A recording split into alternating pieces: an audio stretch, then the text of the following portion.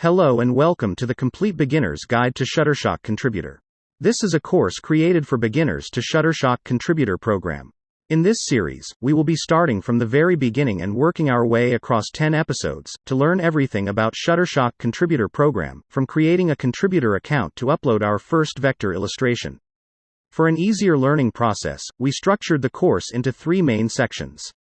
Introduction. How to create and prepare a vector for upload. How to upload a vector.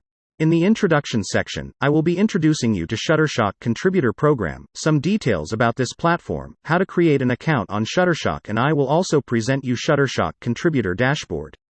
In the How to Create and Prepare a Vector for Upload section, I am going to show you what software I use to create vectors, how to save a vector for upload, and how to search and find proper keywords for your vector.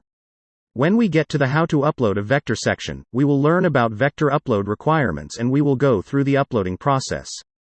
You can find every episode link in the description of each video, if you wish to skip ahead or back to any point in this course.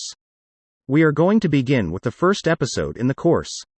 So I will see you in the next video. If you haven't subscribed yet, I advise you to do so and also click on the bell to be informed when posting a new video.